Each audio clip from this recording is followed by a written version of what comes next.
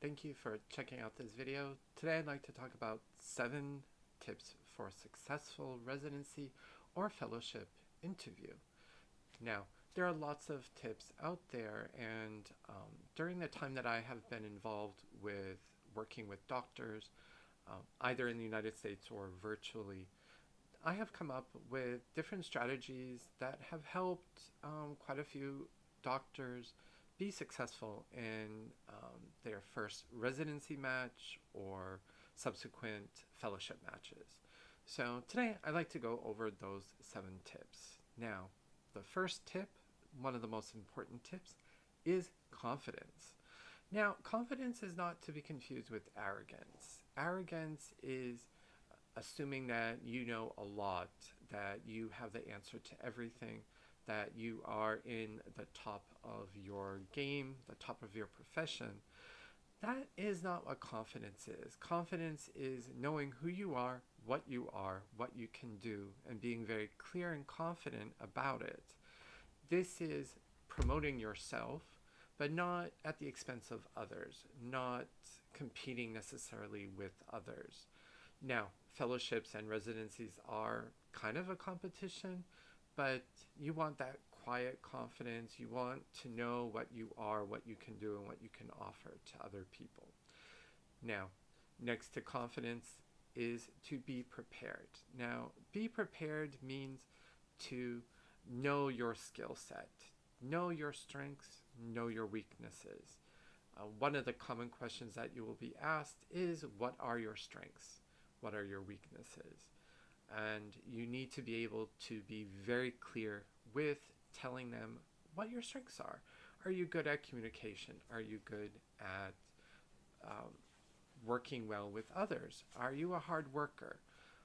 What are your weaknesses? I don't listen carefully to my superiors, or it takes me a lot of time to learn a new technique. You need to be prepared for those questions. You need to be familiar with the questions. You need to have your answers ready for everyone. Next one is to research programs. Now, there you might be invited to a lot of potential residency interviews. The residency interviews might have different requirements. They might have different methods of approaching a residency. Remember, in the United States, you have 50 states, you have 50 different regulatory bodies in terms of licensing, and each hospital will do its own thing. It's your responsibility to research those programs. One way is to look at the specific program site. I would also check Twitter.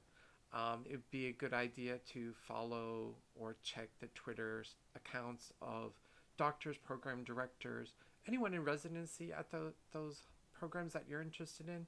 That way you can get an idea of what to expect and any current changes, anything going on in those programs.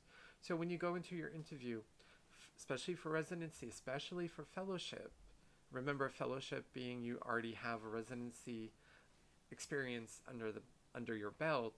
So it's one of those things that you need to really be prepared about. Now, the next category is to listen. Now, listening is very important. I would say for any interview, but you need to listen carefully to what the interview is asking and what is not said directly, what is said indirectly. Listening is a skill that you can develop over time, but you need to listen to what the questions are asking and to what the interviewer is asking, or interviewers.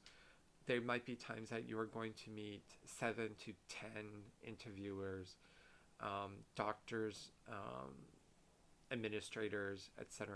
So you need to listen to what they're saying. To listen to what the questions are, you need to follow along with the directions, with what the questions they're asking you. You might be interviewing with 1 or 2 or 3 doctors. You could end up interviewing with 10 other doctors. residents or fellows in the program. So you want to make sure that you're listening and understanding them correctly and responding correctly, because listening can also allow you to respond and ask questions yourself. One of the important things to let the person know that you're understanding is to ask a question or to comment on something that they've said. I would say the fifth point right now is to let the interviewer lead. This is very important because the interviewer probably doesn't have a lot of time for in their day, in their schedule. They are meeting a lot of different people. They might be interviewing, 30, 40 candidates over a couple of day period. And you want the interviewer to lead the conversation. If they start off very friendly, go with that. If they're very direct and to the point, then you do need to follow what they're going for. I know it might be something you've prepared a lot and you have a couple of good key statements, but you still need to listen to what their lead is. Let them lead the conversation, let them lead the dialogue. That way, they can accomplish what they need to do. They need to get to know you, and they're going to do it their way. No matter how well you prepare, always let them lead. An important point is to relate your experience. Another important point is to relate your experience. You need to be able to talk about what you've gained either in medical school or in residency in another country, any observerships, externships, any kind of work experience that you had, and you need to relate your experience to the position that you're looking for.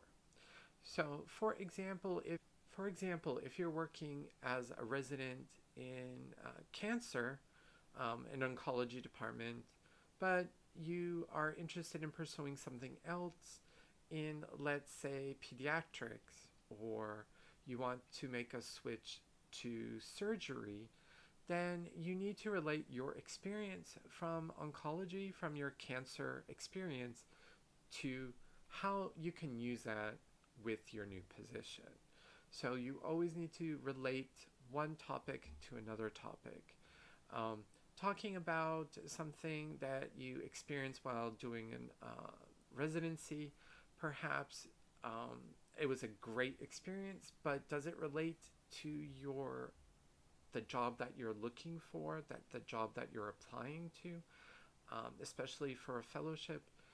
You have to think about it very carefully and make sure that you relate it carefully and very clearly.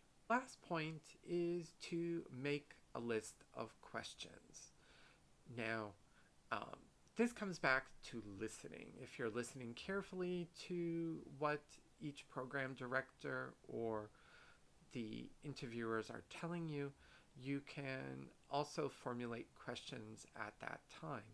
Now, having a list of questions is important because it means that you're interested in the program, that you're invested in the program, and that you've done research.